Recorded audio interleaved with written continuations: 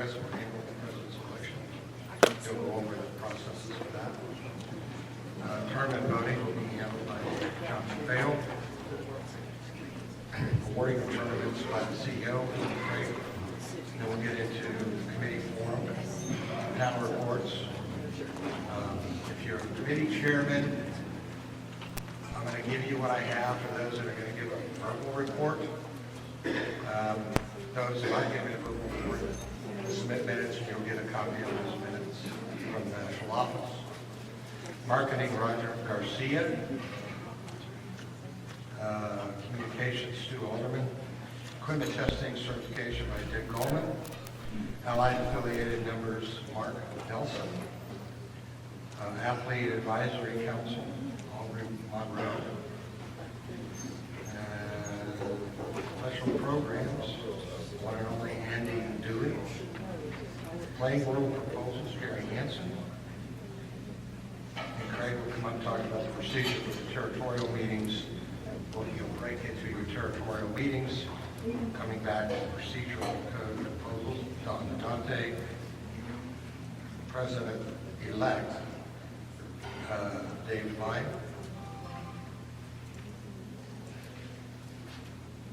CEO Craig Kress comments, transportation announcements, and I'll give you my closing remarks.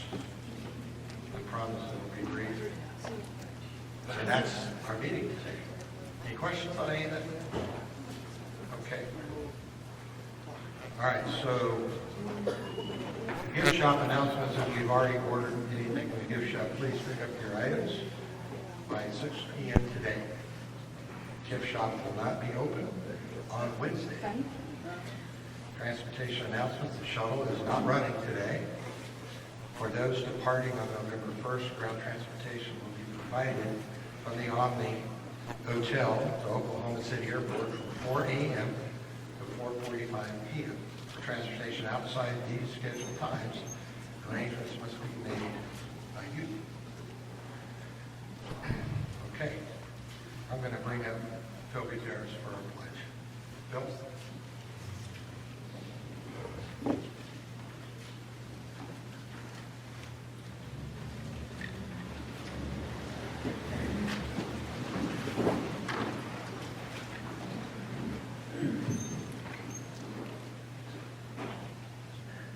Before we get started, I'd like to remind all veterans that you may salute, and salute may be rendered to all veterans, whether you're in uniform or out of uniform, anytime the pledge and the national anthem.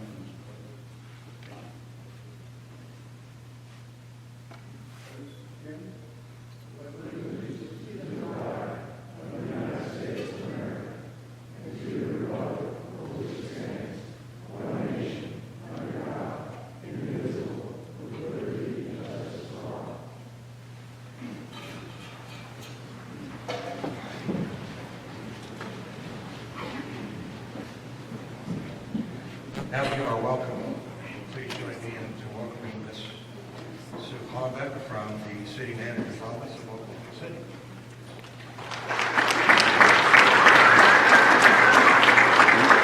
Good afternoon. Thank you guys. It's hard for the weather. It's not usually quite this cold. But I cannot thank you guys enough for being here. If you saw me earlier, this is like a reunion for me too. And it's so fun to see all of my softball friends from around the nation and see you guys here and have you here every single year. It makes my heart so happy. I had a softball-shaped heart in my chest. So one of my most favorite organizations. I do apologize that I'm not the mayor. He unfortunately is slammed, as you can imagine a mayor to be, but he also wanted me to make sure to tell you thank you for being here. And he's so excited to be the home of USA Softball and all the wonderful things that you all do every single year, not only in Oklahoma City, but around the nation, and how that reflects not only the game, but who we are here in Oklahoma City. So thank you for coming here every year. Thank you for being such wonderful proponents of the sport. And we cannot do the things that we do without each and every one of you here. And I just can't thank you enough. I cannot tell you how much the game means to me. I was never a player, but knowing what the game does for so many people, and that goes for, you know, the 10 and under little girls to, you know, the men's slow pitch teams. It is an amazing unifier, and that's what I love about softball, what I love about sports in general. So I hope you enjoyed your time thus far. I hope you have a great rest of your day today and tomorrow. I hope you travel safely home and that your hearts are full of softballs as well. So thank you very much, and I appreciate you so much. Thanks.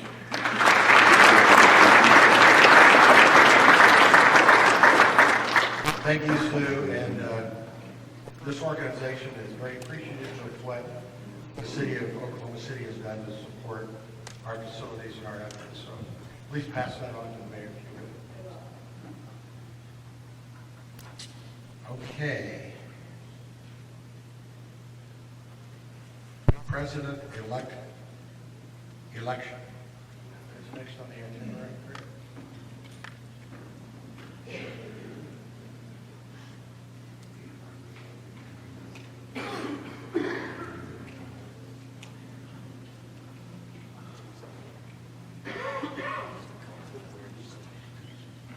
Good afternoon.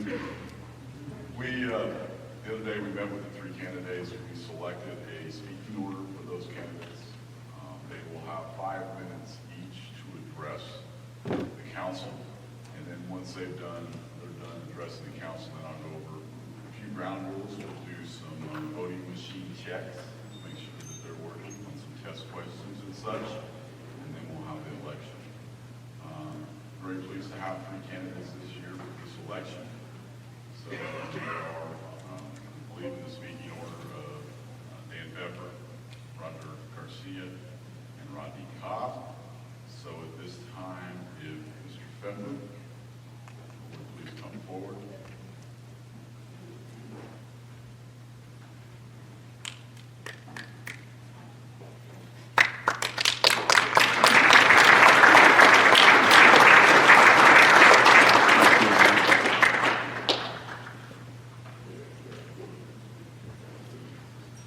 Dan Pepper, the Commissioner of USA Softball Minnesota.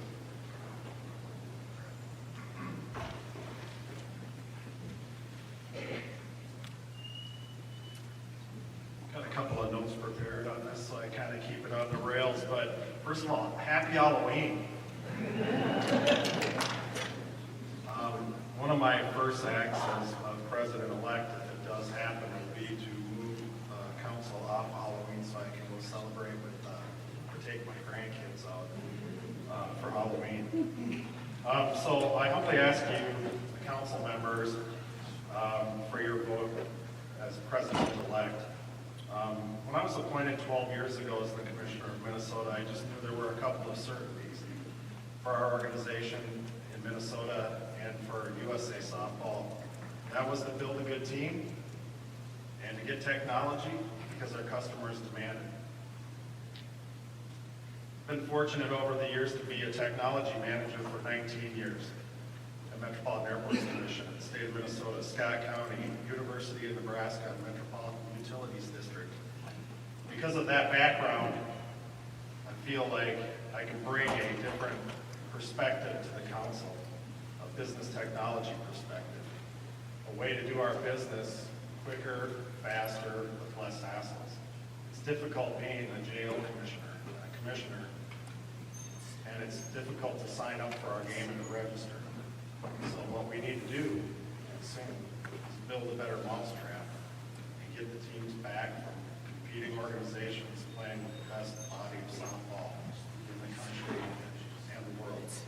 If we can make it easier for you, if we can make it more of our passion, make it easier to participate, we simply cannot fail, and we will not fail. So I ask you for your vote. Thank you.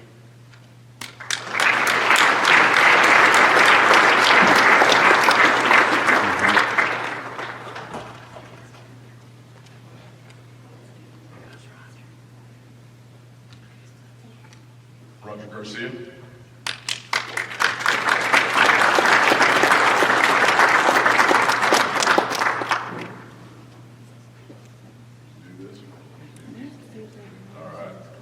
Roger Garcia, Commissioner of USA Softball of Alaska.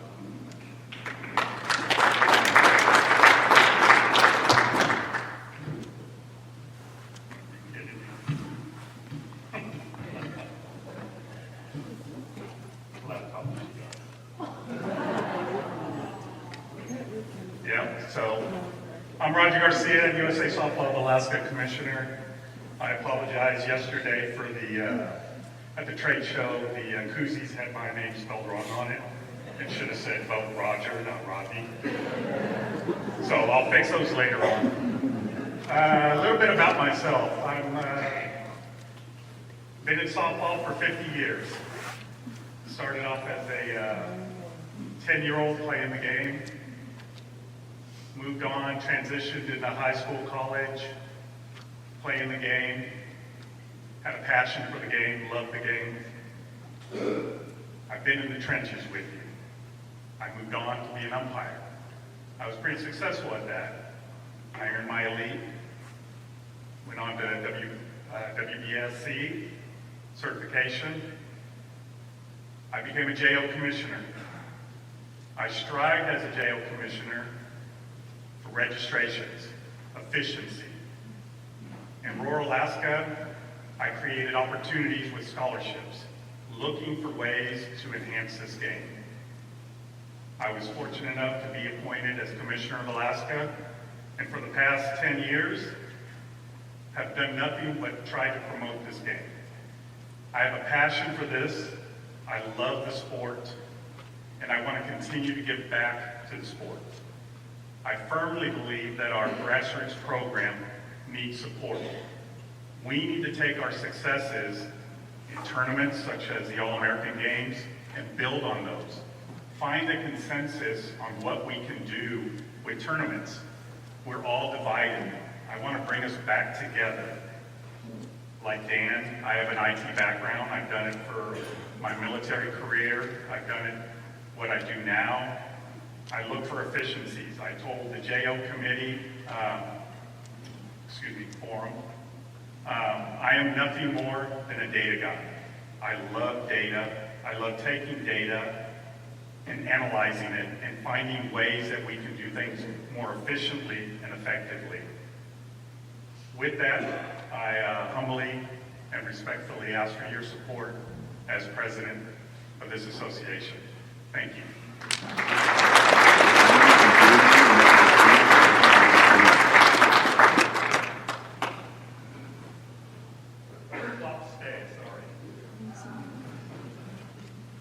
Okay. And our third candidate, Rodney Cobb.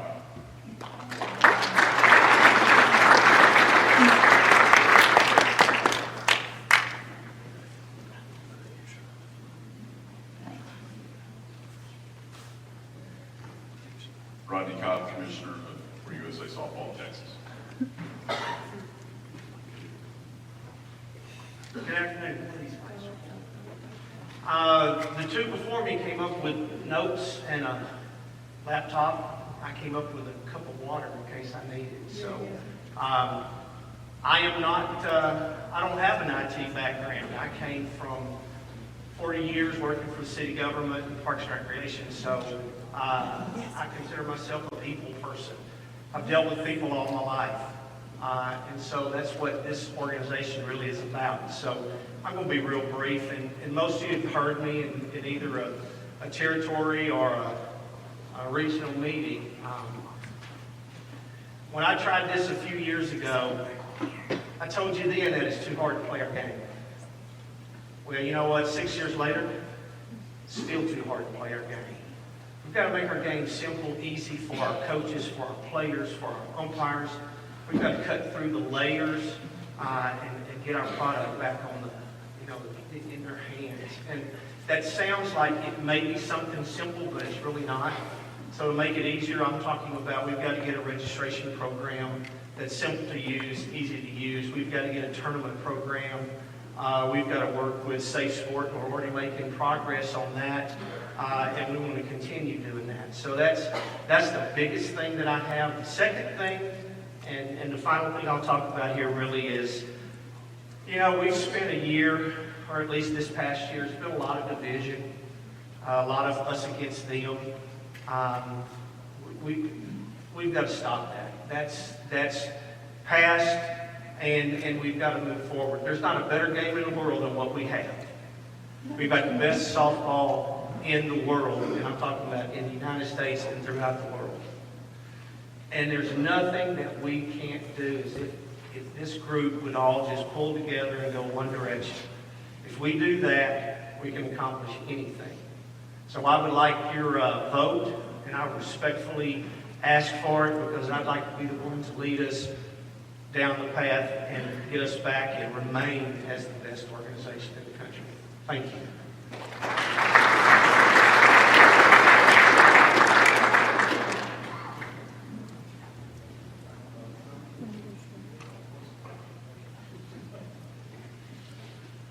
All right, everybody that's a voter, got a voting machine?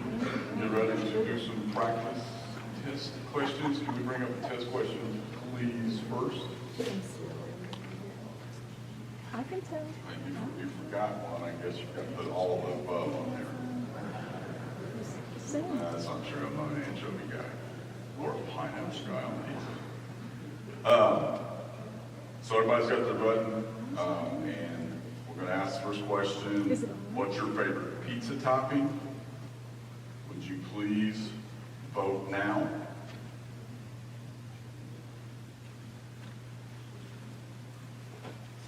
And I think if everybody saw, when you saw the bar starting to come across the screen, obviously that's probably the more appropriate time during this period right now to be voting.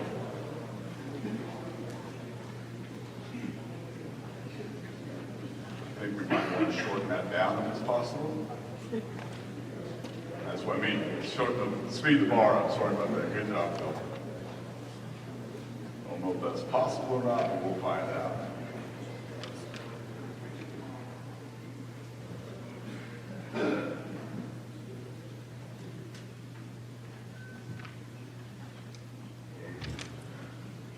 Wow, out of all that, we had a winner the first time.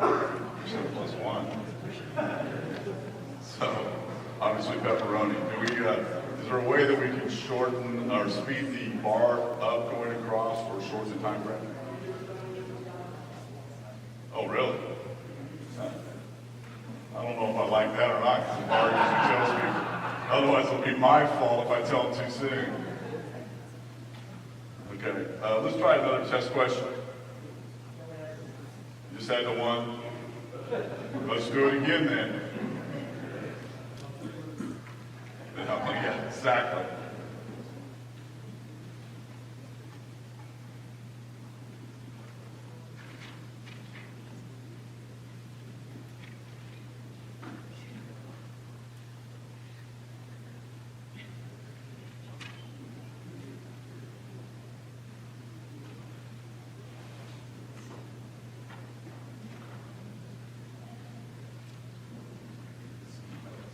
Again, test question, what is your favorite pizza topping?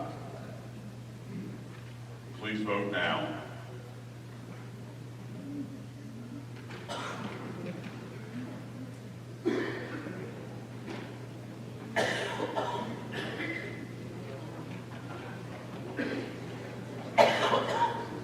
Stop.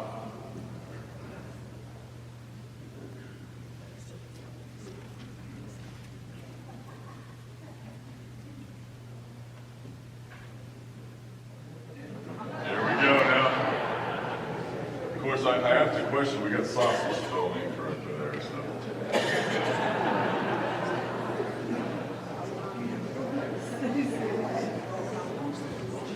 Okay. If we could please bring up the 3 candidates on the screen, please. I want everybody to have a chance to look. We're not going to start the voting. I'm going to read a procedure that we've come up with for the 3 candidates. We've done this before. I want to point out that everyone is in alphabetical order on the screen. It's not in the order of presentation. It's in alphabetical order.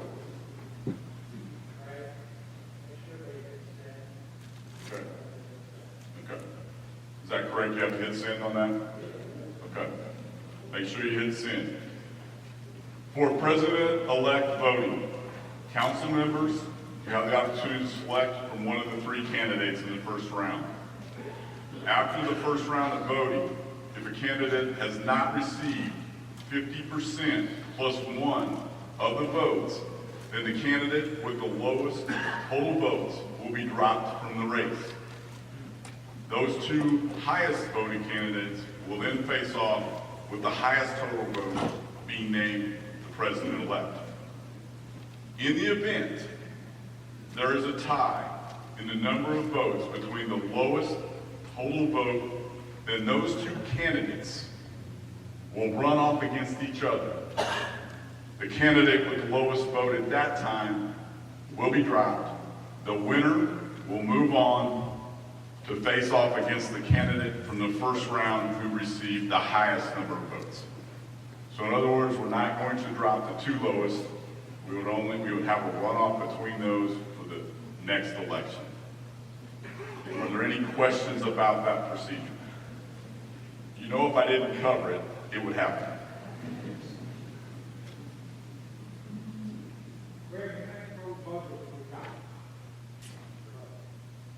Debbie in the room? Can we ask how many people checked in? They're checking that now. I'm sorry? They're checking that now. Thank you.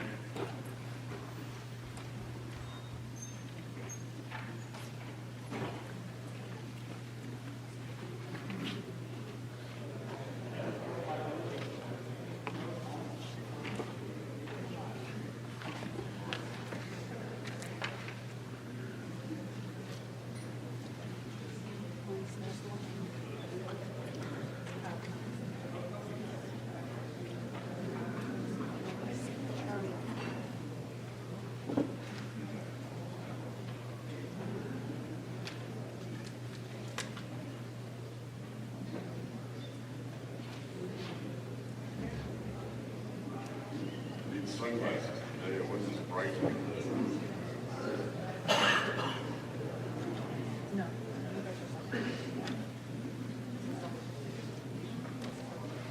Yes.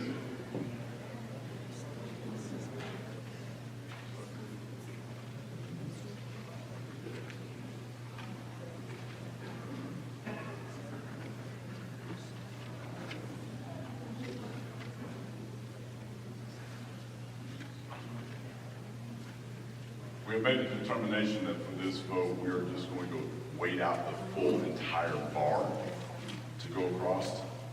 So we will not be stopping it. The other thing that we'll be doing is,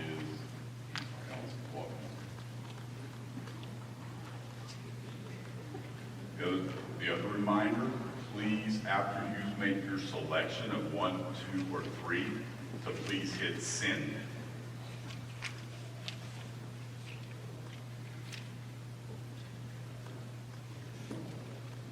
$145 is the total voting machines that have been handed out and the voters. The last vote contained 134. Yes.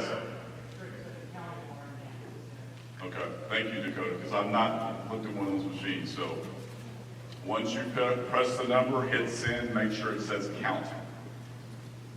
Okay? Is everyone ready? Please vote now.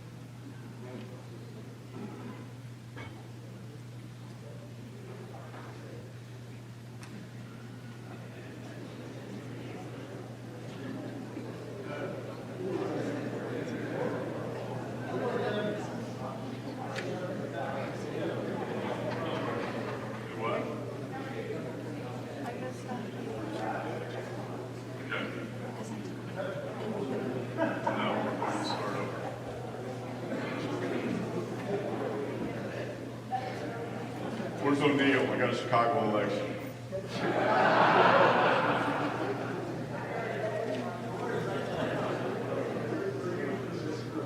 I understand. What we're going to do, based on the fact that we do have more machines than we thought we did, we're going to stop this one. I want an accurate total of the number of machines we have out before we display any totals. So we will redo that as soon as I get the number on the total machines out. Do we have that yet, Devin?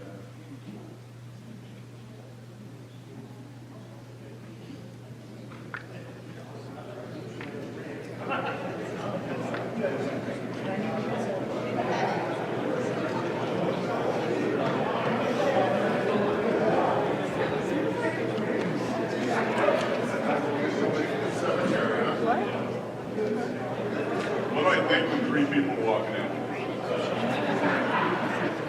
Going to get people to the cemetery. Okay.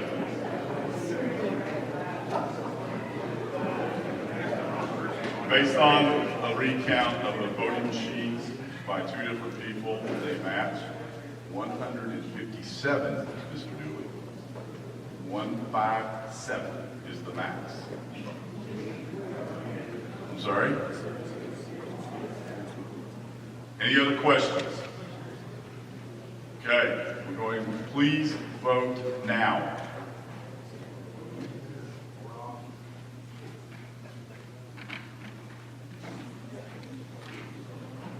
Making sure we hit send after selecting the number.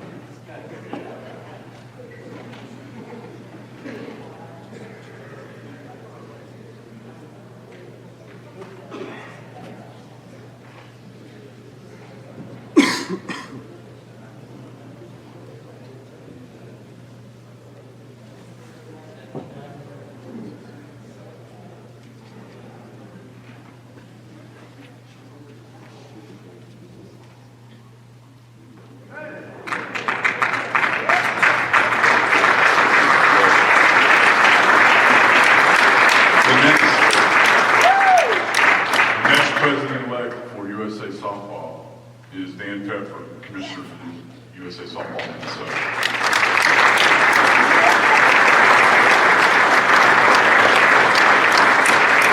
Dan, please come forward. And if I don't know if anyone noticed, but it said votes cast 157. Oh boy, Devin.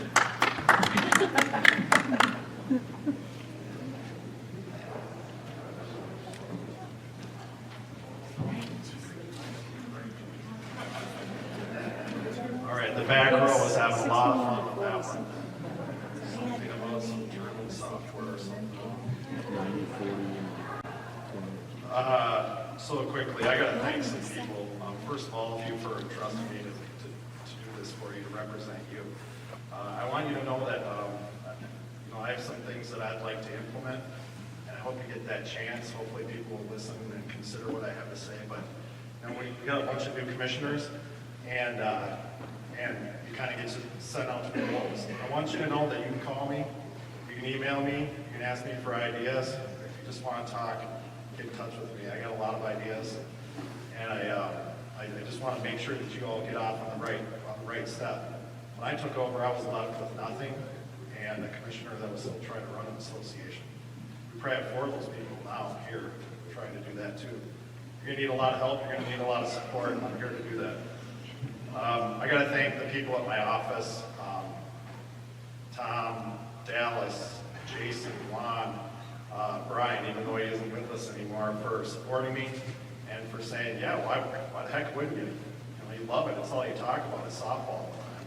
And then to my family, my wife in particular, she said, do you think this is really a good idea? And I said, well, the commitment is monthly Zoom meetings, and, well, you might have to go to some trips to Oklahoma City. She goes, okay, no. And I said, well, you might have to travel overseas. And she goes, does your wife get to go? I said, no. I'd like to thank my campaign manager, Mike Warner. You're fired. And I'd like to thank President Patterson and all the best. He doesn't have to countdown days anymore, and thank you to the CEO, Mr. Kress. All right, let's go.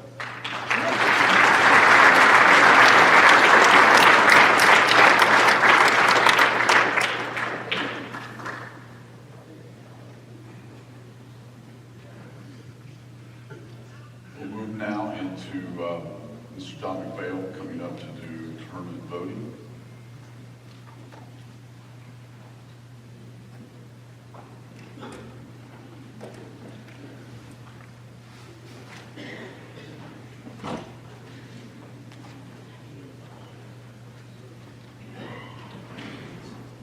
Okay, first we will go through, if you want to go to bid book, page 17, the 2025 awarded by the East section. Girls fast pitch, just to let you know there will be no voting. We will go through who will be awarded these. First up, we have the girls 12U Class A fast pitch East sectional. Johnson City has dropped out, leaving Salem, Virginia as the sole bidder. 14 and under, Class A fast pitch East section. Columbus, Georgia has dropped out. Salem, Virginia have dropped out, leaving Johnson City, Tennessee as the sole bidder. The girls 16 and under, Class A fast pitch East section. Johnson City, Tennessee has dropped out, leaving Salem, Virginia as the sole bidder. The girls 18 and under, Class A fast pitch East section. Salem, Virginia has dropped out, leaving Johnson City, Tennessee as the sole bidder. We will move to the 2025 bids for the West section. We'll make this one quicker. 14, 16, and 18, Cedar Rapids, Iowa has dropped out, leaving Broken Arrow, Oklahoma as the sole bidder. If you look in this book, there are many unbid tournaments. We spent the majority of the forum and panel talking about ways to fix this. And it's my hope that over the next year we can have legislation and ways to fix this so we have more bidders. But if you are interested in hosting one of the unbid tournaments, please send an email to CEO Kress or Debbie Ford or National Office staff so that we can try to get these placed. We are going to watch a video that Salem, Virginia had prepared of their new complex that's coming online this June, where they've spent, I think, $30 million on renovations of the Moyer Sports Complex. Please put up that video. Thank you.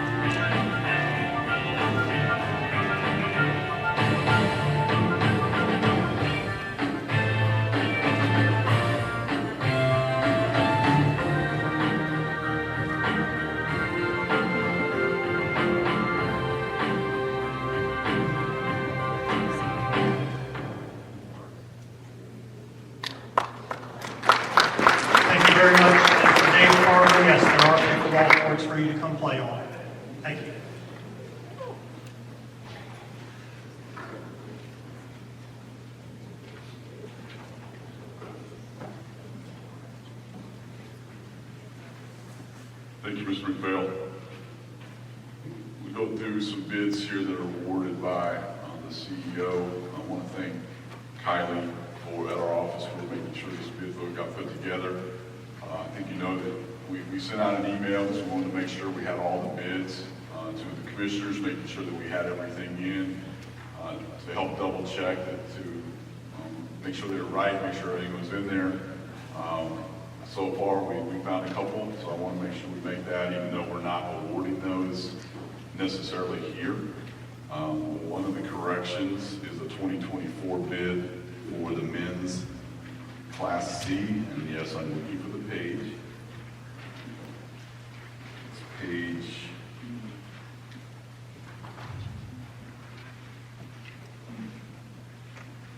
24. It's the Prairie Island, Minnesota Class C bid. The entry fee is $500, not $516.27. So thank you for that correction. In the Western Territory, the 10 through 18U bids in the Western Territory for Class B will be awarded by Region 10. So that, even though there says no bids in the book, they will be awarding those. The 2025 West Section 12U, which has already been awarded, Broken Arrow was missing out of that, Broken Arrow, Oklahoma, so it's in there.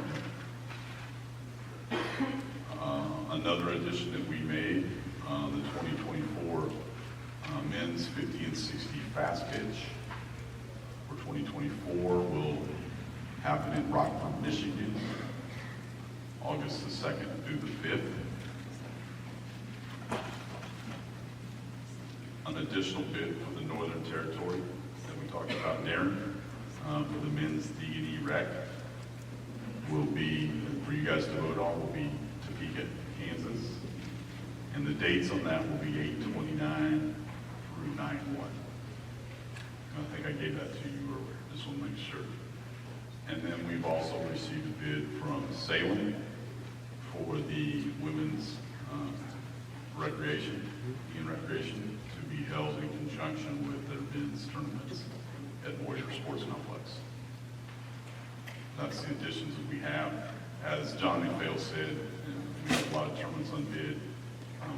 More than happy to take anything from a bidding city or from you as a commissioner that want to host that. Now, if you'll turn to page 19 in the bid book. The girls' goals, 16 and 18, will remain in Oklahoma City again in 2025. The girls 10 and under Class A West, or Class A Fast Pitch East, Salem, Virginia. The girls 10 and under Class A Fast Pitch West, Broken Arrow, Oklahoma. Men's Major Fast Pitch, South Bend, Indiana. The dates are a little different there. I know they're in July. I can't remember them off the top of my head. Between a men's World Cup and a men's World Games, both the USA Softball and the ISC are moving their dates to July. Those will be on the website when we do that. And that announcement had already been sent out in late July, early August. Women's slow pitch open will be in Oklahoma City the weekend after Labor Day, 9/5 through 7 in 2025. And the men's slow pitch Class A will be in Oklahoma City, as well as the B on Labor Day weekend. Those dates are 8/29 through, that's actually 8/28 through 9/1.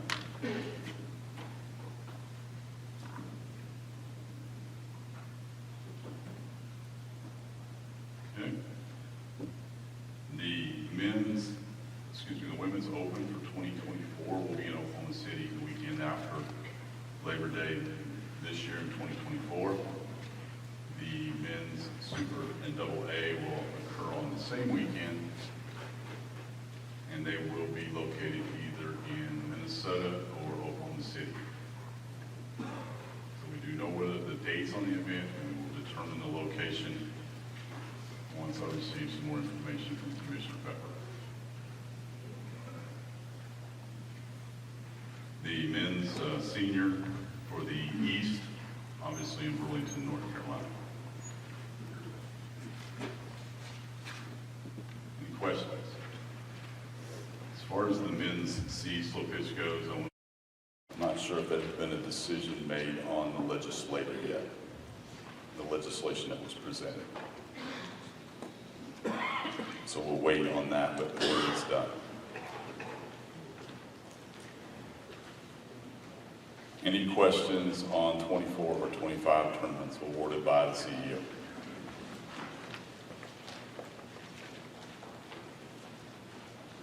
Not seeing any. Again, bid packets can be received from the office staff, Debbie, Stephanie, Allison, Kylie, whoever you see in the office there. Ask them to get a bid packet, get it to us, and we appreciate that. And I know that, as John McPhail said, that was a big part of their forum yesterday when they met on the tournament programs, and they'll be working on making sure that we do get tournament bidders as we move forward.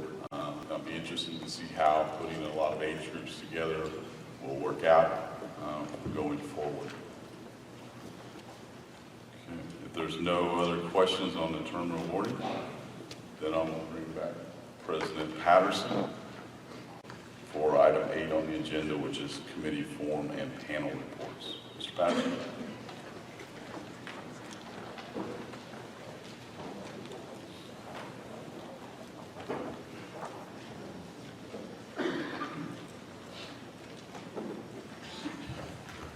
Before we get to that, I'd like to congratulate Dan, and I want all of us to thank all three gentlemen who ran, because it is not easy to put your name out there and run for office for this organization. So I appreciate it very much, and I hope you join me. Thank you.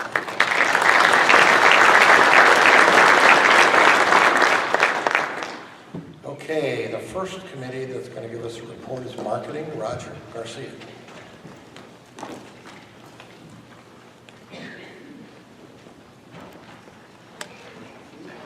No laptop for notes? No, Broken. What?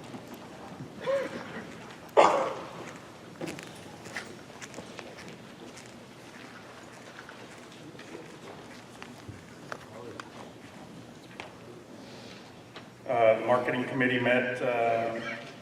We had discussions. I'm going to give you a verbal because I've not yet prepared the formal, but during our meeting we discussed on the split of the communications to the marketing committee. We defined the terms of what marketing is by identifying that marketing is the branding, the actual logo, and all the requirements around that. During the meeting, we discussed providing to all members a cut sheet, a one-page cut sheet on the rules of engagement, on how to use our logos, how to use our branding, how to use everything that's in the portal for your use. We're going to provide information on the national logos, sponsorship, and what you can use for our vendors. We also discussed meeting quarterly and commit to having newsletters out on all this information. Thank you.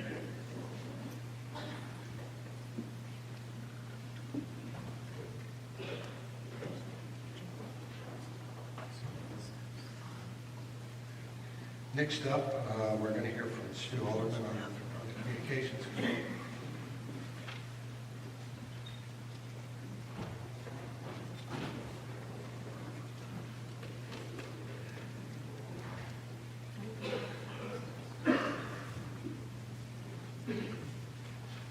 Joe. As Roger mentioned, last year this was Communications and Marketing as a forum. The committees, or the forum was split up. We are now a communication committee. So that means things will change as to the makeup of it so that we do meet the USOPC requirements. Our committee is one that we feel is a very valuable asset to USA Softball. We're here to assist the local associations and the national office as we continue to meet and do work throughout the year. Our committee did meet on Monday with a great turnout and discussed the following. Social media presence for USA Softball has increased at all levels. Website reviews were conducted once again this past year for all associations. A few notes here: scores can vary based on a different rater than a previous year. So if your score went down a little bit, it could be because you had a different rater.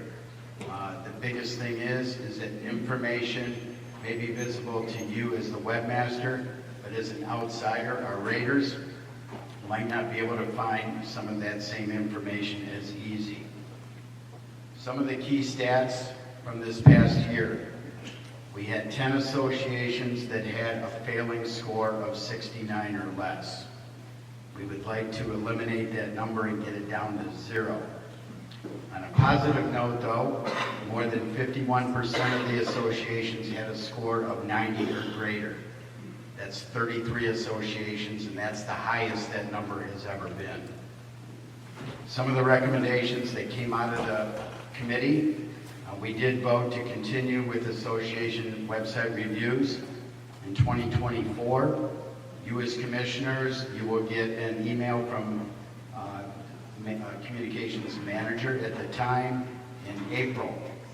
Reviews will be done sometime between June 1st and August 1st, so you have plenty of time to make sure that all your websites are up and running. Another recommendation is to add a larger button or tab on the front page of the website for tournaments and Register USA, so that those are highlighted and it's easy for people to find out. There are many other updates that are in process by staff, so watch for those coming soon. This really would not be possible since the amount of work that we do throughout the year without the committee members. And realistically, I'd like to have those who are on the committee please just stand up and be recognized. And thank you for your work. Committee members?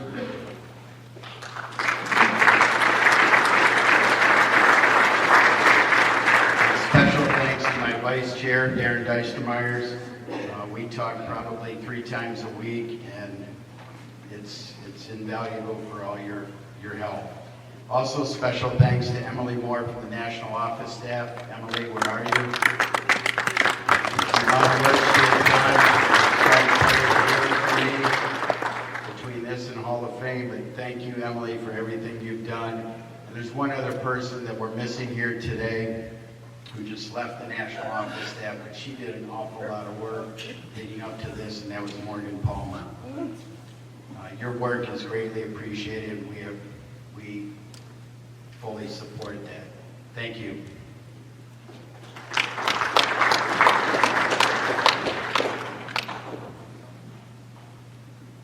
Next up is equipment testing certification, Dick Goldman.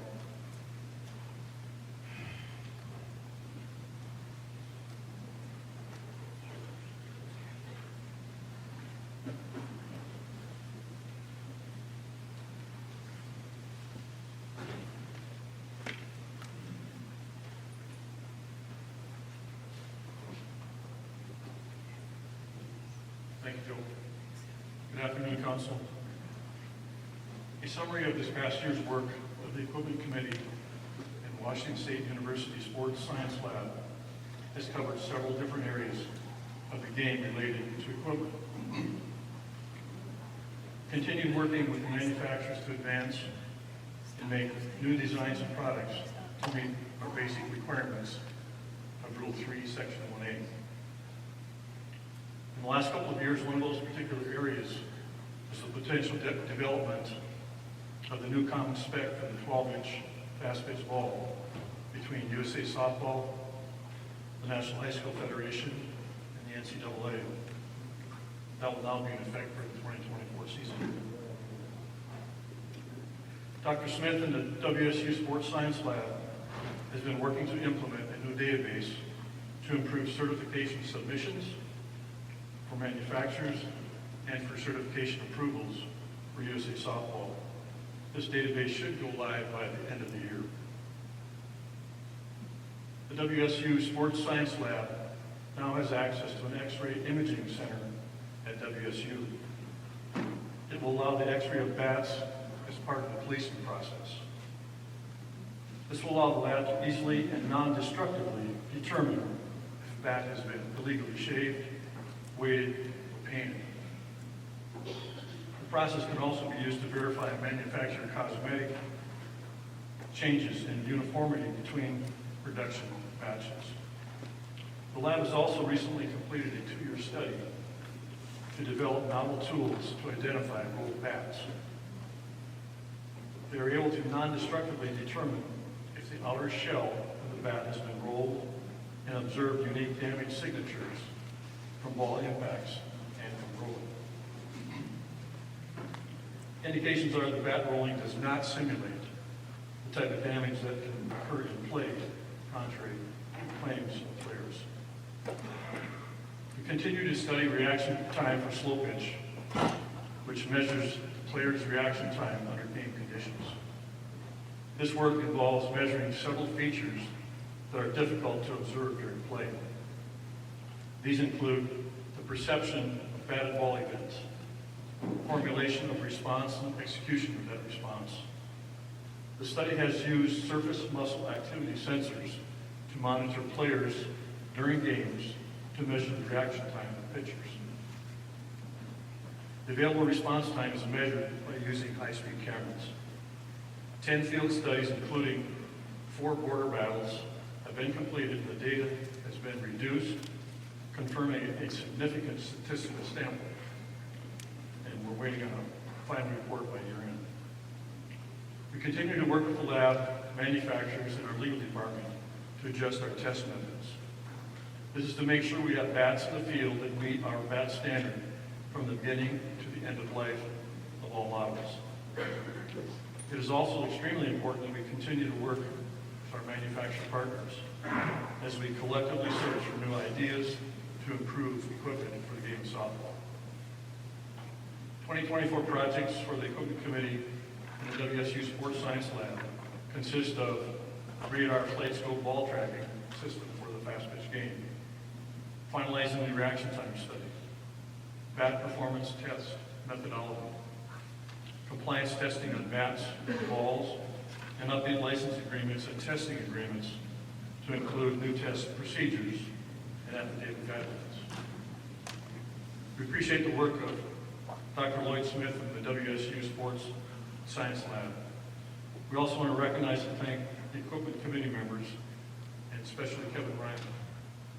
We continue to base our decisions regarding bat and ball combinations and other related equipment on the scientific data we collect in an effort to uphold the integrity of the game of softball. Thank you.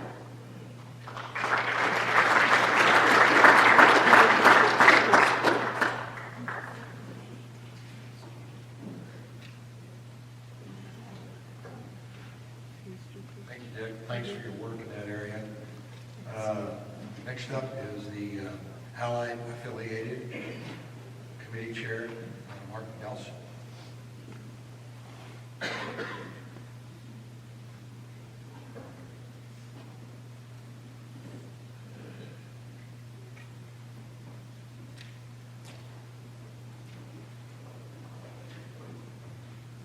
Thanks, Joe. Good afternoon.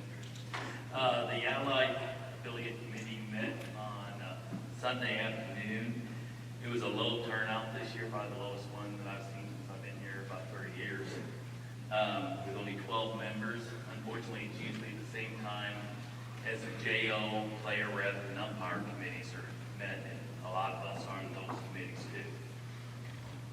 We re-elected Sandy Cersey, who's with the National Federation of High School Sports. is our representation on the board of directors. The USA office asked us to look at a couple of questions. Number one, what are the benefits that we believe we get from being an allied or affiliate member? After talking, we came up with basically having a vote on the National Council, able to register free with Safe Sports, since most of us are all Safe Sport on that, and a lot of our people, and our national contacts with other organizations, you know, within the USA umbrella. They also asked us, why are we losing members in Allied Affiliate? And one of the big reasons that we kind of came up with is cost. For an Allied Affiliate member, it's $500 to be an Allied Affiliate. You pay your own transportation here, you pay your own hotel here, and you have your food and everything else here.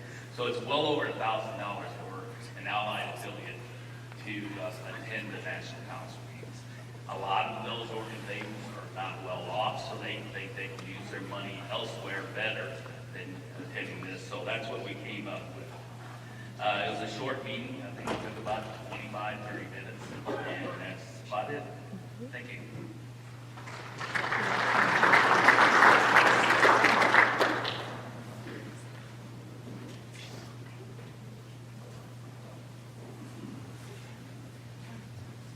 Look at her, she's already getting up. Next up, I'm an Athlete Advisory Council, Aubrey Monroe.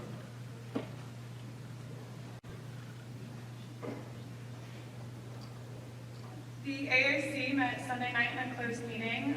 We discussed the expanding of the definition of an athlete with the goal of being able to cast a wider net in order to meet the USOPC's 33%. We want to get more athletes involved. So we had significant conversations about including slow pitch athletes and just trying to get more athlete voice involved. We also brainstormed ideas and ways to get the athletes more invested and involved in understanding the processes about being involved with USA Softball as an organization beyond just as a player.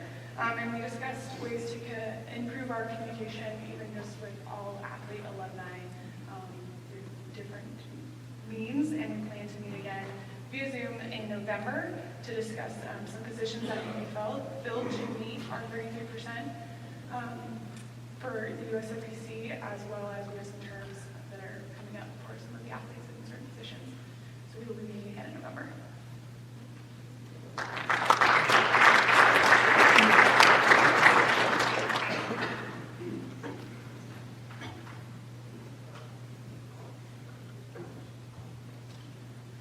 Next up is special programs, one and only Andy Dooley.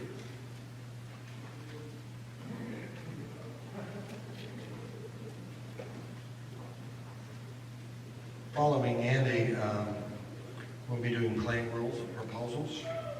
So Jerry Hansen, you might want to gear up. Let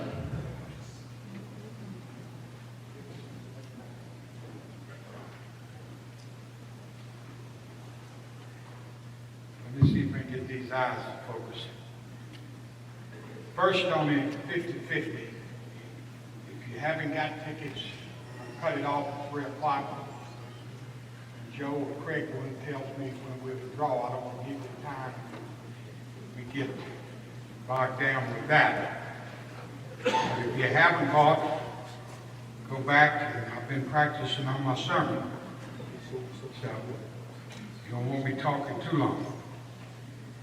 In our committee yesterday, we talked about potential fundraisers that we may do to continue supporting the special programs. And I'm not going to say exactly how the JO workshops work, but we're working with the committee to potentially bring bowling back at their event next year. And then 25 at the UIC, a lot of them guys will take a chance. So we're thinking if Oklahoma laws will allow it, that we do Texas Hold'em. And then I'd like for any of you that may be interested in get here early enough to maybe play golf on Saturday morning, we can look at that as well. We also talked about asking each local association, could they consider donating $200 per year. And what we want to do with the money as we advance forward in holding tournaments is that we have a grant program that the host can apply for, that we can assist them with some funding to go towards hosting the event. It should be up on Special Olympics North America website very soon, about 24 in Pittsburgh. If any of you are interested in maybe volunteering, there's an application process that you have to complete on their requirements. So, real quick, 24 in Pittsburgh, 25 in Oklahoma City, and 26 is the national games in Minnesota. So I see our president-elect, I think that's about when he takes over. So, Dan, I want to say congratulations to you, but especially to Roger and Robbie. I think we had 3 good choices to choose from. It's not about losing. It's about what you still will contribute to this organization. And I know both of you will. But I'm going to leave this for Dan. I read a book one time about a governor of Minnesota. And his name is Jesse Ventura. And if you all haven't read the book, I challenge each of you to read it. It says, I don't have time to bleed. So Dan, make your time. Your chore is coming. So thank you very much, and thank all of you for participating.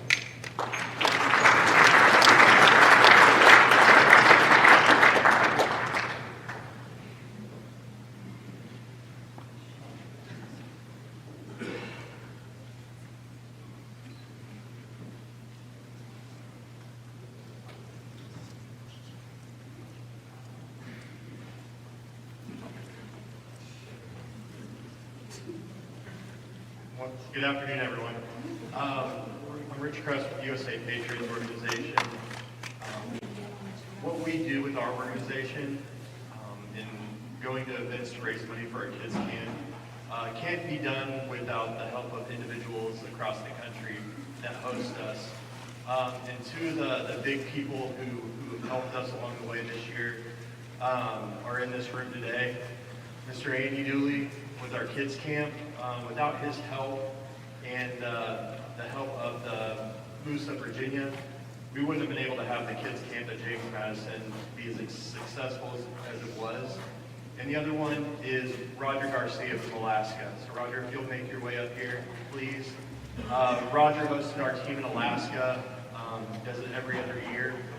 The guys go up, play a couple exhibition games, play a tournament, but the hospitality that Roger and his staff put on for our players up there is phenomenal.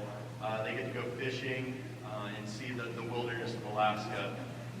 In addition to that, Roger and his wife came down to our alumni camp this year and helped us there. So on behalf of USA Patriots, we'd like to award you two with the 2023 USA Patriots Partnership Award, and we just appreciate your guys' help with our organization so much. So thank you.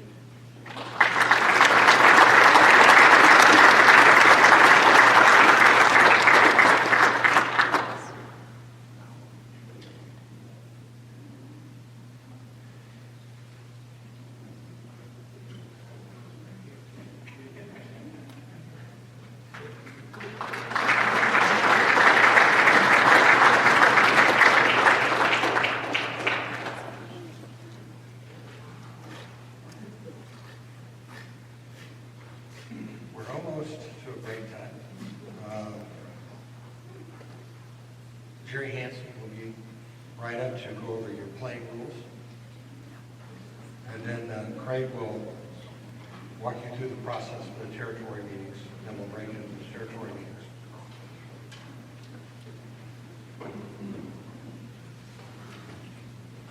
Now, Craig, I see what you mean.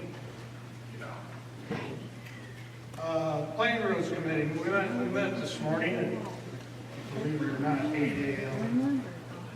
And I'd like to thank the vice chairs, Steve Rollins from the Western Territory, Davey Cole from the Southern Territory, and Dan Boyce from the Eastern Territory. We had 9 proposals. I will read the recommendation of the committee. If someone does not agree with that, please stand up, state your name and your association. We'll put a hold on that. Once we go through all the proposals, we will vote on all items that are not held. After that, if there are any polls, we will do them one at a time.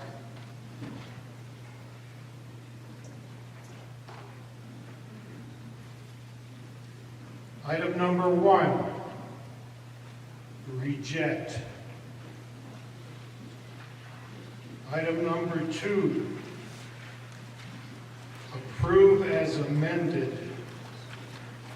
And the amendment is, oh, it's up there? Okay. Okay, you can read that. Item number 3, approve. Item number 4, approve.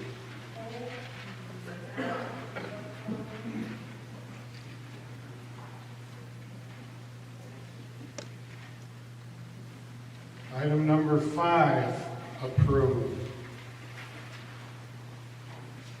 Item number 6, reject.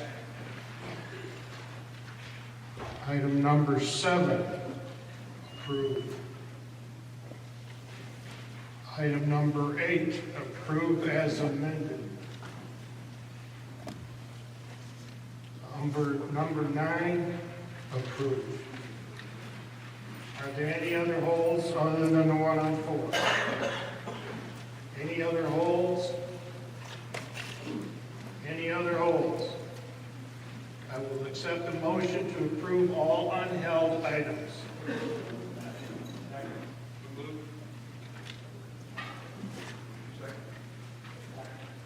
Okay, now let's do it the right way here. All those in favor signify by saying aye. Aye. All those against, please say this, use the same sign.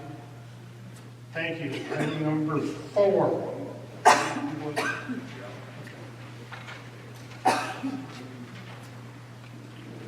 Oh, Cindy, before we do that, we need a motion to approve this item.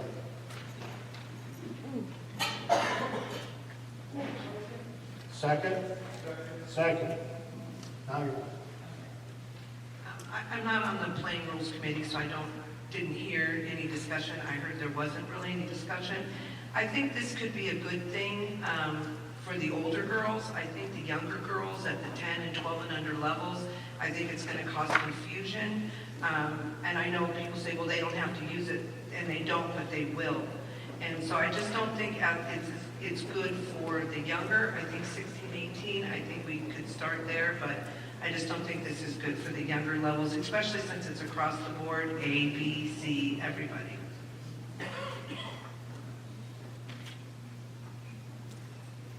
John McPhail, Central Virginia. Spoke with a representative from the NCAA. They're going to be going to this model for the first year for softball. One of the things this code proposal lacks is that in the NCAA, which is referenced in the reason for the amendment, it's one-way communication only. And I don't see that in this code. Talked to a representative from the National Federation of High School. This year here, upcoming, one state will be testing this for baseball, and one state will be testing this for softball. Experimenting with it to see how it works. The votes on those states will not be happening until tomorrow, so we don't know what states. And again, it's one-way communication, which I don't see written in here unless I'm wrong. Thank you.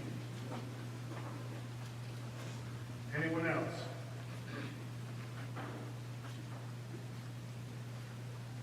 I actually concur concur with McPhail, with, there is not enough information that we have concerning this, and our game has 8 and under, A, B, C players, a lot of diverse, and we're trying to get the teams built up. This is not known, and we need to understand how it's going to affect our game before we really put something in this that is so diverse and can actually affect a lot of our players and the way the game goes.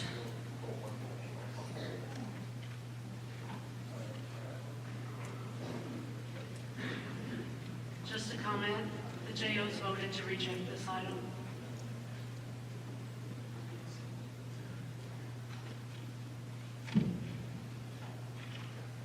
Anyone else? Can we use the electronic voting?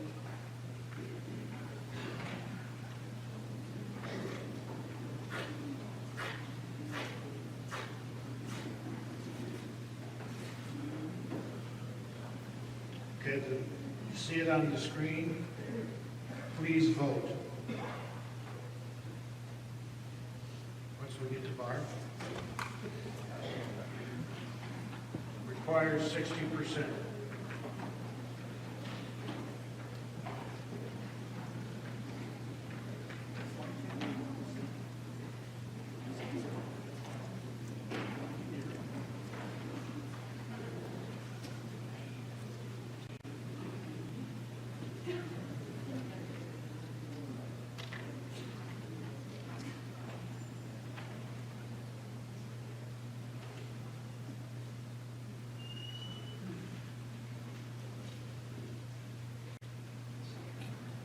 The item is approved.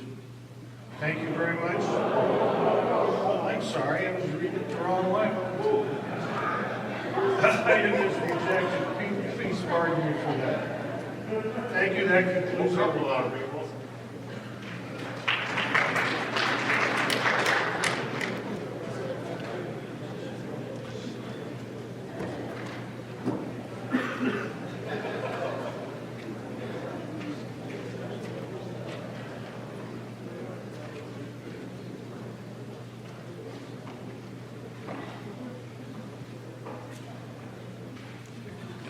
Thank you, Jerry and Kevin. At this time, we're at the process where we'll break into territory meetings. I've been informed that the following 3 territories, Eastern, Southern, and Western, will not be having territory meetings. So Eastern, Southern, and Western, no territory meetings. So that means we have one territory, the Northern Territory will have a meeting. And the Northern Territory members, please stay in here for your meeting, led by, obviously, Darren, Mary, and Dick. So the rest of us will be on a break, and let's be back here for item 11 at, according to them, we're going to go and give you a 30-minute break, so 3:20 to return here, except for Northern Territory. Mr. Dustenmeyer, Ms. Mahoney, and Mr. Gold.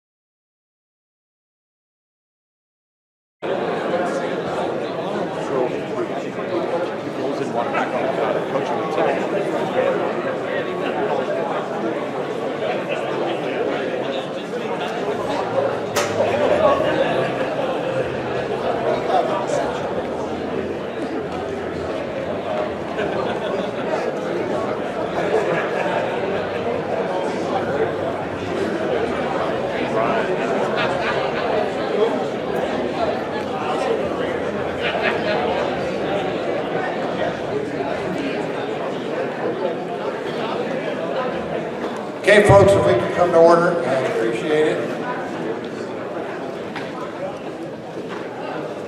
Next up is procedural code proposals.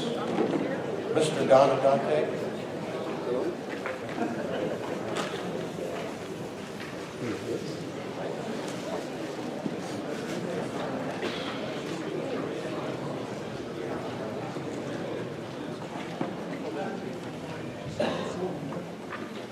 Thank you. Again, humbled to be before you.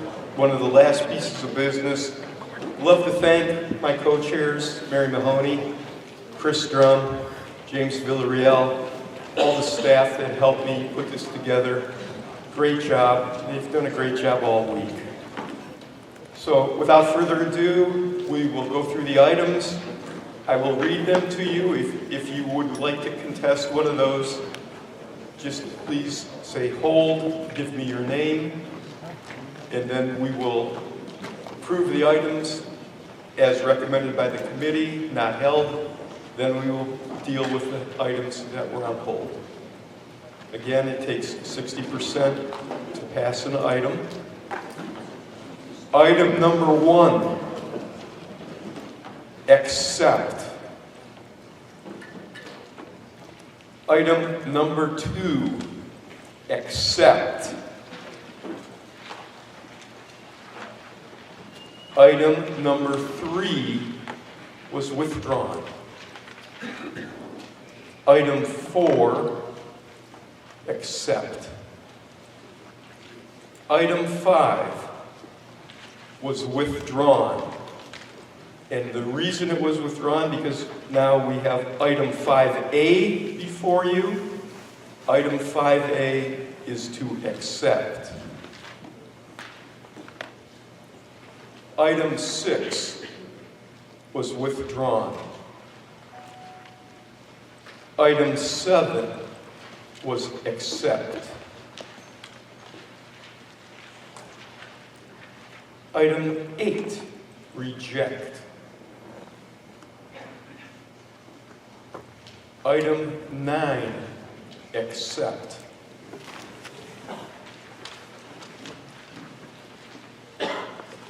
Item 10, accept.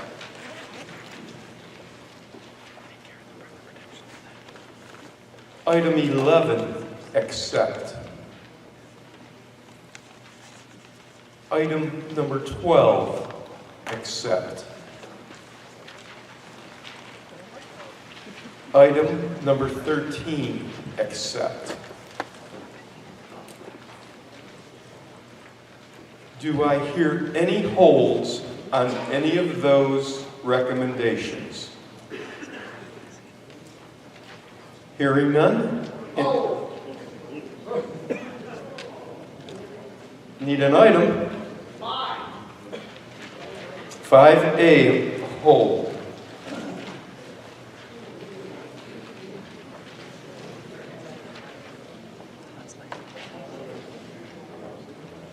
5A is written on the screen. The review is as is. So there was a handout in the committee, but we didn't print enough for it. But what is on the screen is the correct amendment. Are there any other holds? Hearing none, do I have a motion to approve all of the other recommendations of the legislative committee? Is there any discussion on those recommendations? All in favor say aye. Aye. Opposed? Item 5A is before you. Mr. Drake.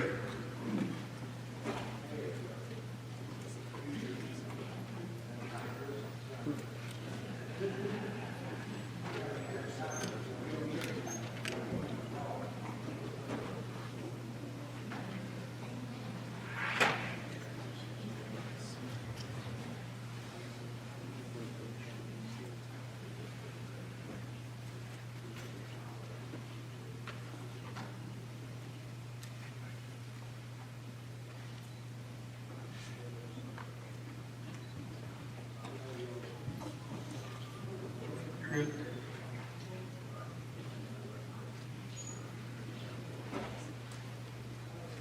Okay, the only concern I have on this, and to me it's still vague, somewhat cleaned up, but not clean enough. It says general locality. I mean, to me that's tough to define. I heard from some people that it's, you gotta be as far away from home plate as you can get. And it doesn't say anything about an adult or parent being with them. And that's my biggest concern. I mean, depending on whoever the ASA rep is or the tournament director, you know, I just think it's a risk. And then to put one coach, and I know when I've done safe sport, all the time, they always say one coach should not be with one kid at any given time. So I don't think this is written well. I encourage you to vote no. Thank you. Thank you. Would anyone else like to address item 5A? Chris. Thanks, Paul, for that. As far as our Kansas City JO, thank you, had put out, we don't have anything right this moment that actually states where a player, a youth player, is to be put now. So we actually have this rule in place. We're not doing anything to that, where they go or what they do and who looks after them. So that's an issue with our rule if that's the concern. Really what we want to do is add and create the culture, improve the culture of abuse that people are getting on the field and they know it's not going to be tolerated. And we have to start doing something with that. As we've seen on social media, all the negativity. So we aren't doing anything different with that. We do ask that every field, every situation is different, and Paul is right. You do need to make sure that we're still protecting that youth or that minor. And there's a lot of variables that we have at our discretion to do the right thing. We're not narrowing any of those items down. Thank you. Mr. McPhail. I had Paul's same concern earlier, and after being in legislative and talking about it and then talking with our staff, I like general locality because every field is different, every complex is different, and it leaves it up to the tournament director, UIC, umpires, coaches of where those players could go that's safe for them. And I also did hear, I don't think anybody in this room, you would hope, is going to send a 14-year-old player to the parking lot by themselves. And I do agree with that. We're all in it for the game. We understand safe sport and being safe with kids, so I don't think we're going to have that issue. Thank you. Mr. Drake. All right, just real quick. John's right on what he said, partly, but you know what? It doesn't say that. I did slow pitch girls when I first started umpiring 40 years ago. I've never seen a girl get thrown out of the game, so I know it's not going to happen often. But the bottom line is there are some crazy umpires, just like you crazy politicians or whatever. The bottom line is, to me it's too bad. General locality is too bad. And I just wish it would have an adult, or adults, 2 adults, according to safe sport, instead of 1. Thank you. Thank you.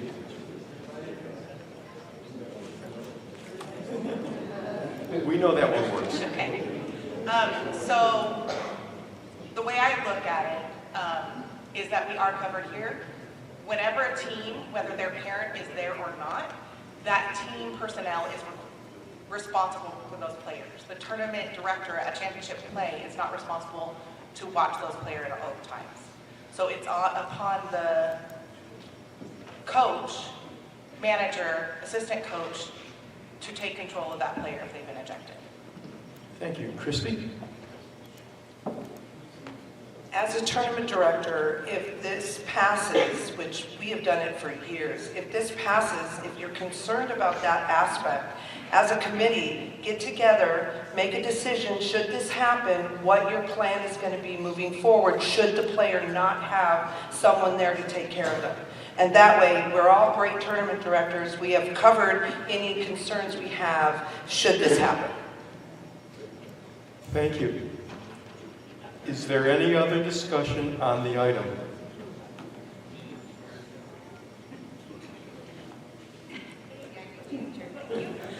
I'm just going to say that it already is in place for the current game. So whatever you have in place for the current game, that's what you're going to continue. It's just going to add a game onto it. It's not changing anything other than extending the ejection. Thank you. Is there any other further discussion? So, hearing none, seeing none, if we could please go to the voting machines. And if you like the change, vote yes. If you do not like the change, vote no. It would take 60% for this item to pass. Please vote now.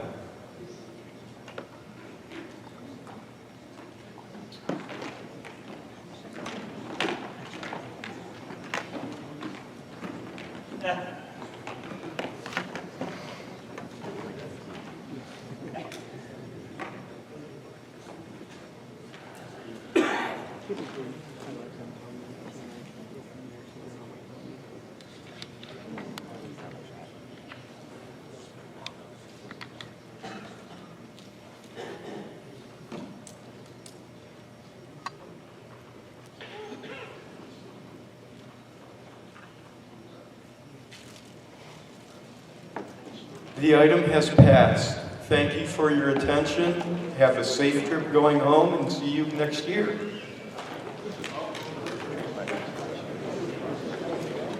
That's not the.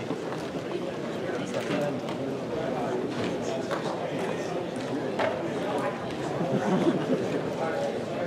I don't know if this might not be right.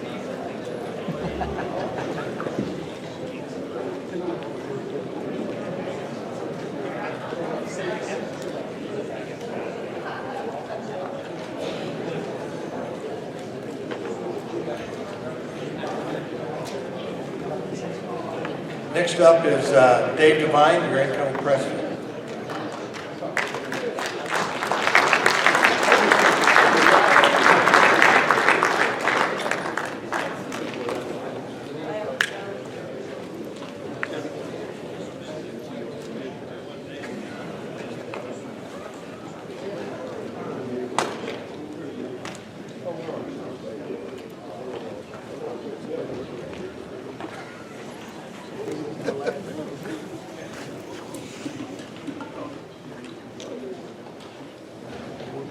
Hello. Howdy. So, being incoming president, this is going to be the hardest part of my presidency, talking to you guys that put me in. I'm a horrible public speaker. I can't pronounce my words very good, and I am what I am. So please bear with me throughout these next 2 years and ongoing. I hope my actions speak so hard that you really can't hear my words.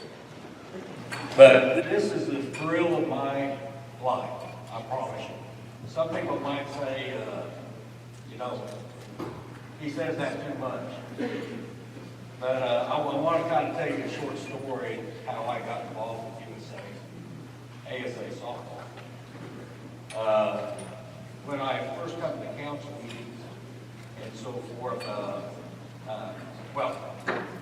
I went to the old commissioner and asked if I could be part of ASA softball. And it just so happened there was a JO position open, so he put me in. And I was able to go to Shreveport at the council meeting, and I was basically standing there, probably like a few of you people, thinking, well, what do I do? I really was lost and didn't really know my way, didn't know what the next steps were. And I think I went back and I thought, well, I don't know if I can even do this one. You know, it was pretty, you know, I think it would have been easier at that time to be made into the Gambino family to be part of ASA. It was really a protected fraternity at the time. And I'm not going to mention names, but I was asked at one point to turn in some registrations that were missing when I was JO commissioner. I thought, well, that's what I'm supposed to do, is, you know, make sure the registrations are. Well, at that point, I got backed up by a little man and said, leave my boy alone. And that was my introduction to ASA softball. I felt very intimidated, you know, being in this guy. I felt like this wasn't for me. And as I became more, you know, more and more going to the meetings and so forth, I actually got brought in by a group that probably saw me standing by myself, and I like to think of now, Southern California. Christy came over and felt sorry for me. And she's true story. And she invited me to dinner, and then, you know, everything took off. I started meeting people, and it went really well after that. So, you know, I'm hoping as a president that I'm able to open the doors for everyone that wants to be part of USA Softball, to be part of USA Softball, and make them feel welcome. And really, you know, I have a lot of ideas that I want to implement. And you know, one of the things that I am going to be working on right away is putting people in place. And so the committees will be formed by January 1st.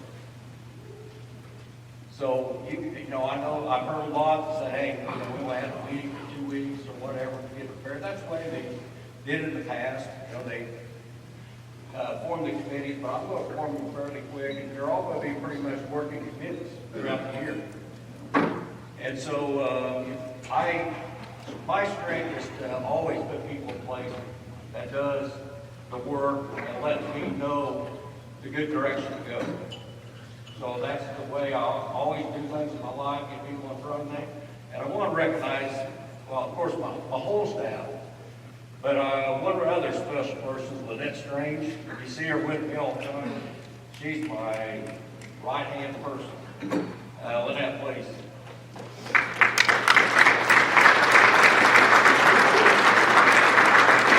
cannot tell you how much she means to me as a person. She just lost her mother. She turned 90 years old. About right. And you know, she was really close to her and me. She introduced me to her, and it was a happy life. And it was a sad ending for us because we want to be around together. But I'm going to also touch on this, that when I was elected president, I got 2 calls pretty close to when I was elected. One was from Carlton Benton, the late Carlton Benton from Florida. He called me up, or actually his wife called me up. He was unable to call me up, and he said, she said, Carlton's smiling. And he couldn't really speak. He was at that stage. And, you know, that still touched my heart. And E.T. called. He called me up. He wasn't able to come to the meeting. And if I could imitate him, I'm sure the word boy was in there. But he congratulated me, and that's kind of what I wanted to speak on just a little bit is, you know, I'm kind of a history nerd. And I really love the history of ASA, USA Softball. And so I'm thinking, you know, 1933, going through the Hall of Fame, seeing all those people. And if you ever been, most of us have been to the Hall of Fame now, right? and see these grown men just absolutely can't hardly talk about it. It means that much to them to be part of the Hall of Fame in USA Softball. Not only do I owe you guys to do a really good job, I owe those people to do a good job and keep this thing going and make them proud that we are in place to make sure that this thing goes as good as they ever dreamed it was going to go. So I'm really driven by the past and making sure that, when 1933, the Wichita State Fair, right, had a tournament, and all of a sudden ASA was formed.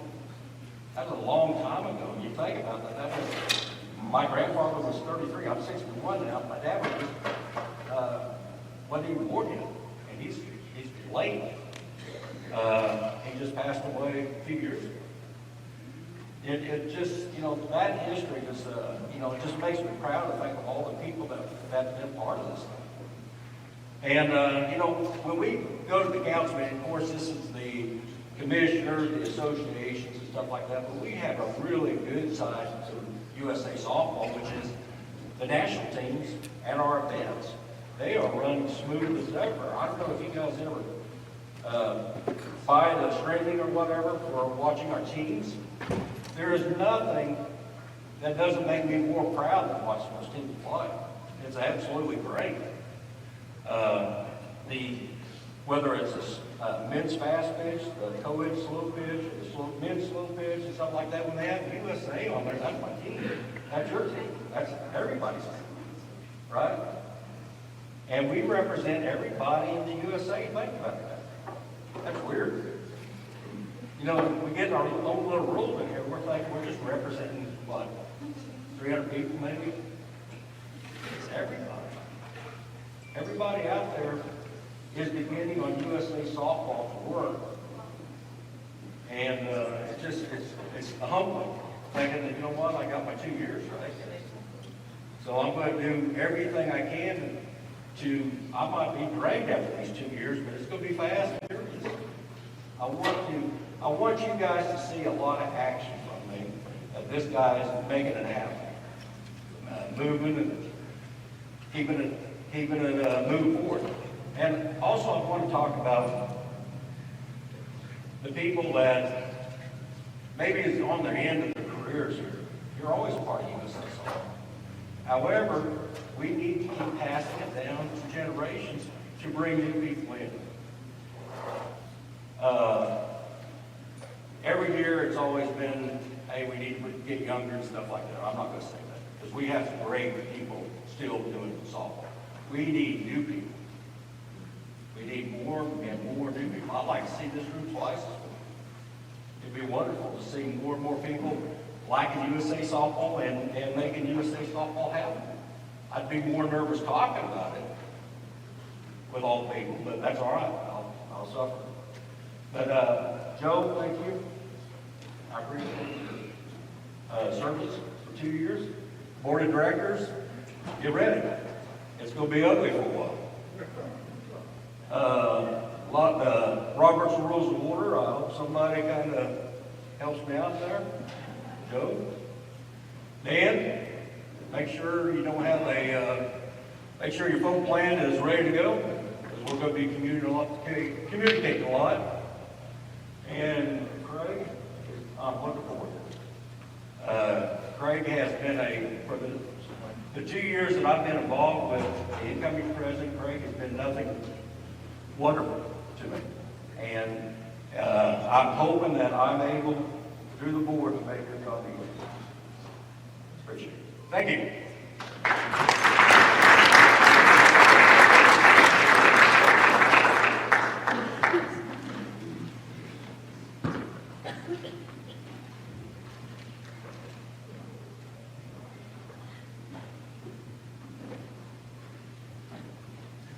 Good afternoon. Okay, I won't put you. Yeah, I will. Good afternoon. Walker, how you doing? All right. First, before I start my closing remarks, I want to give a little bit more information on transportation for tomorrow, as I was asking questions. The first announcement, though, is just a reminder, gift shop announcements. If you haven't ordered in the gift shop, please pick the items up by 6 p.m. The gift shop will not be open tomorrow. So please, if you got items in there, please pick it up. Transportation announcement, we made the announcement this morning. The shuttle is not running today. For those departing tomorrow, November 1st, Wednesday, the ground transportation will actually be provided starting at 3:30 a.m. We will run every half hour. We have 2 buses, so it's the big village bus. Hopefully it won't be that hard to find. But we'll start running at 3:30. After 2 buses again, so about every half hour they will be rotating. So 3:30, 4:30, you get the gist. I hope that helps on the people who ask me the question about the bus schedule.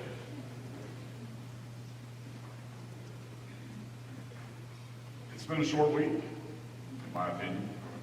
This meeting has been condensed down.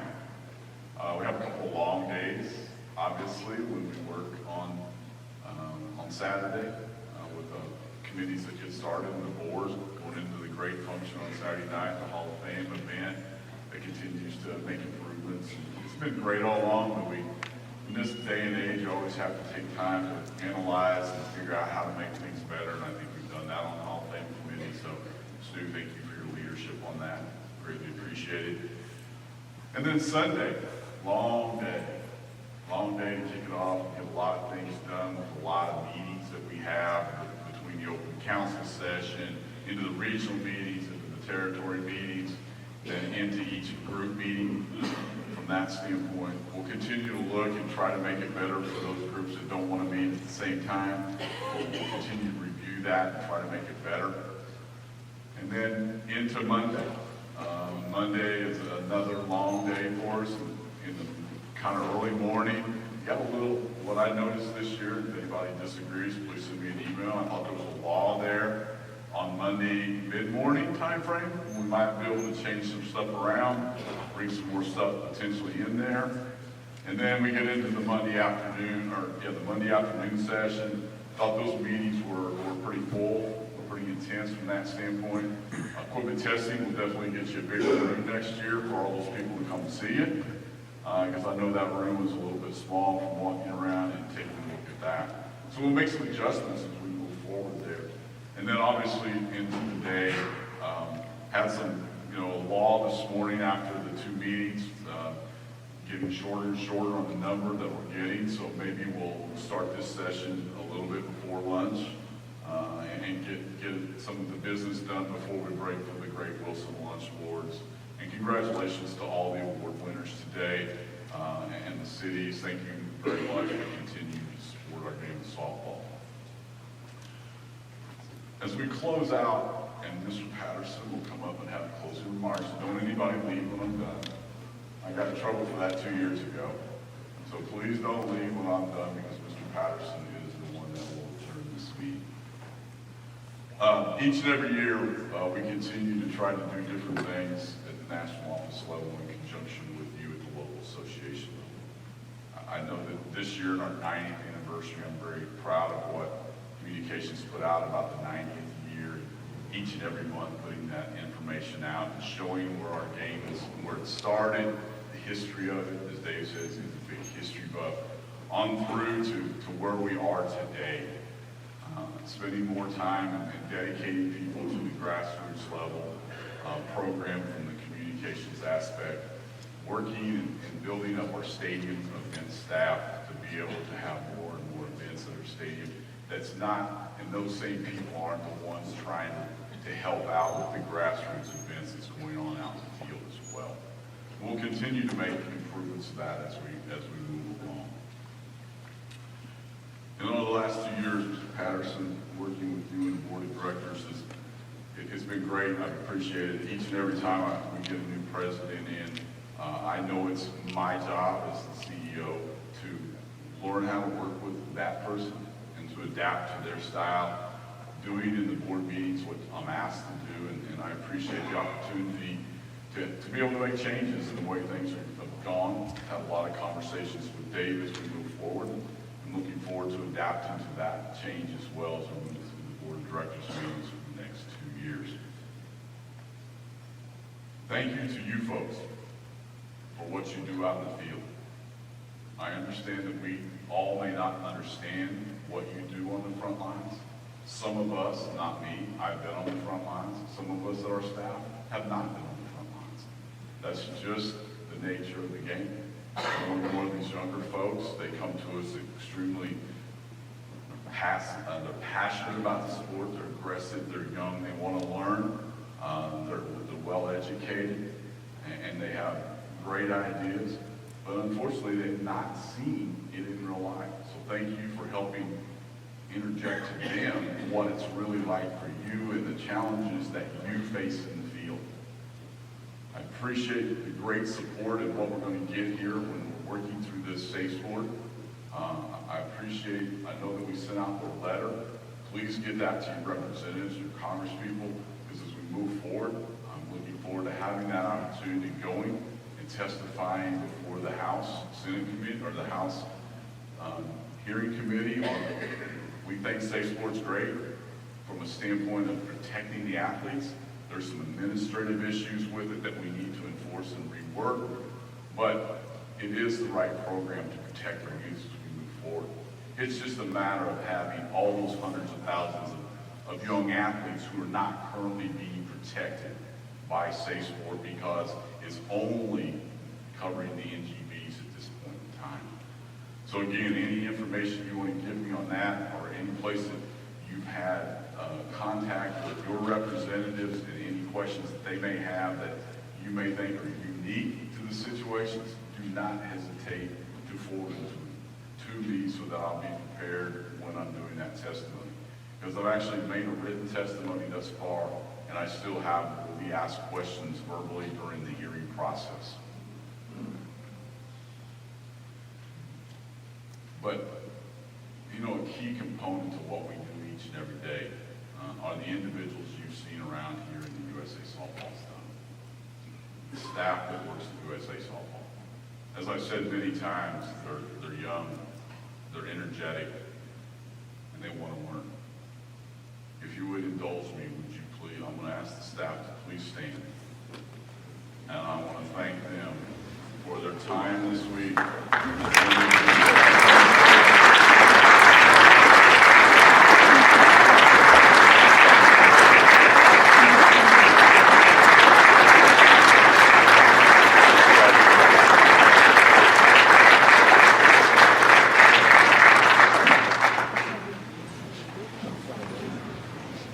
They're not shy in taking on the tough challenges.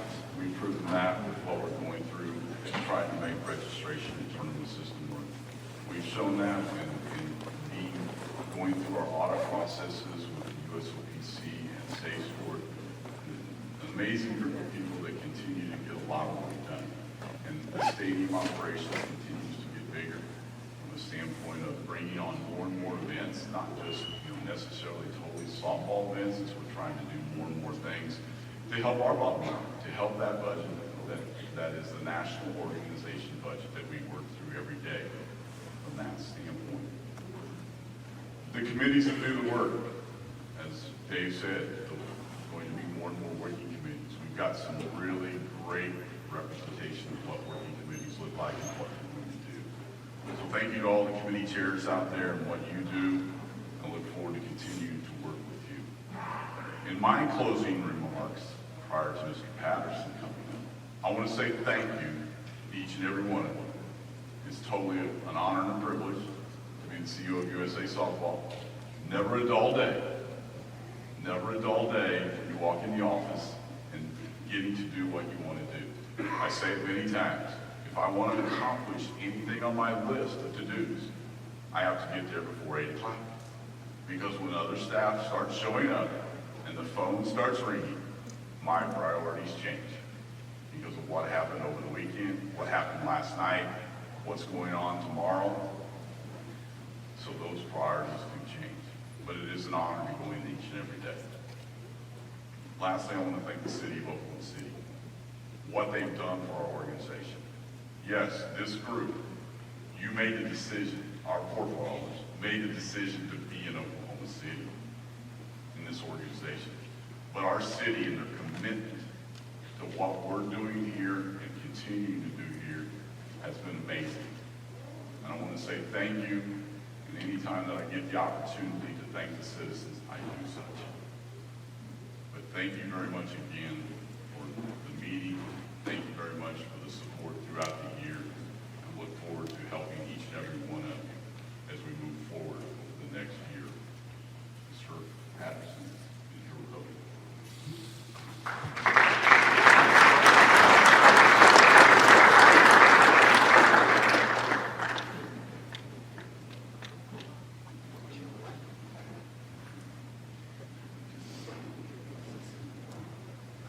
Folks, the end is in sight.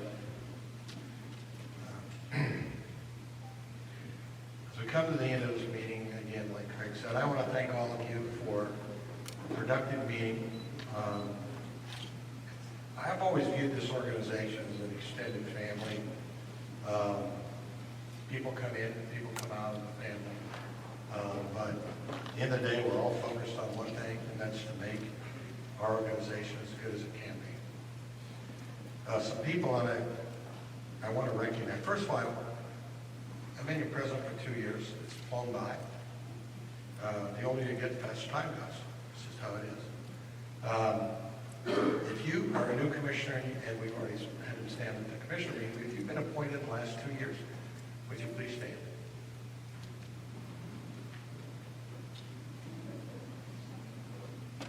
So we have new faces, and we wish them the very best. We've had some folks leave. We've had a couple of mutinies that they'll have to deal with. But thank you for your interest, and we wish you nothing but the best. There's two folks I want to recognize, Ron Merritt and Tom Roush. Can you stand up?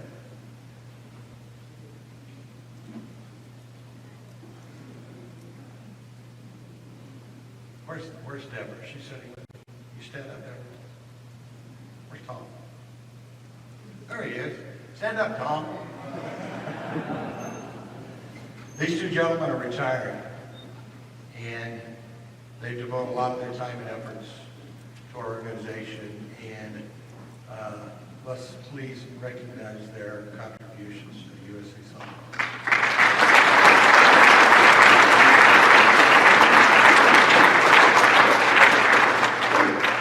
You know, I ran for president for the money and the prestige. Some days it's a very thankless job, folks, it really is. But it's a labor of love. I've enjoyed most of it, most all of it. I want to thank Craig, thanks his staff. I want to thank Craig and his staff. You know, I've had several people come up to me and say, gosh, we're losing staff. Craig and I had several conversations about that. Most of them have left because they found better jobs. A lot of them left because they got coached by friends of ours in the same softball business. So we continue to train new people, and they may or may not stay. Let's hope they do. I think we have to create an environment that they want to stay and stay loyal. You know, in my generation, you took a job with the city, and you stayed there as long as you got raises every now and then, and you got promoted if you were eligible to be promoted. And the younger generation isn't necessarily looking at that from a career perspective. So let's hope that we can keep them engaged. I want to thank my group from Nebraska, and I want them to stand up. You three. We have, stay standing if you would, we have a board of directors that fluctuates a little bit depending on geography, but usually it's about 15 people. We'll meet on the first weekend of December. I was asked Rodney to come up at that same weekend as his annual meeting in Texas. Rodney Mopkin has been our JO commissioner for 2 years, but been with us for 30. Rodney's principal of a special needs school, rowdy kids, and and she is outstanding as a JO commissioner. She also runs a large district as well. Eddie Walters is our UIC. Eddie's been in the UIC 2 years now, Eddie.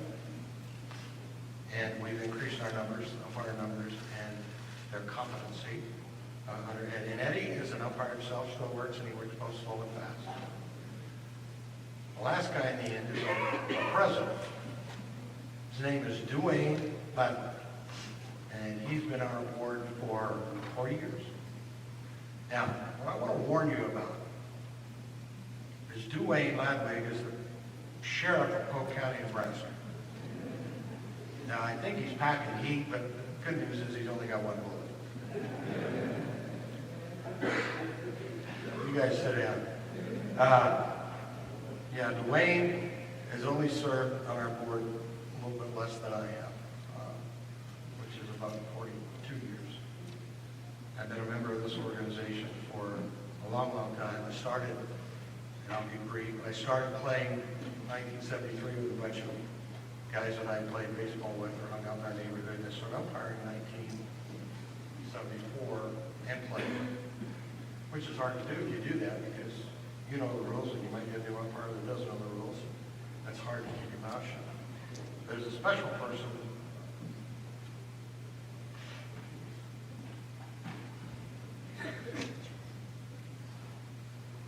My life partner, Sherry, did you stand up?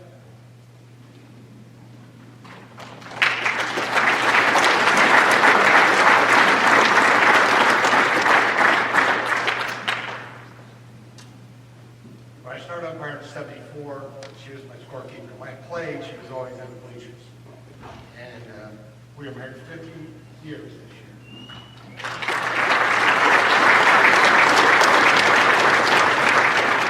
I was 12, she was 10.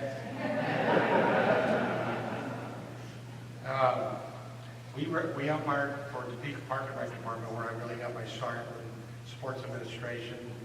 And Dave will tell you this, he kind of got me into this.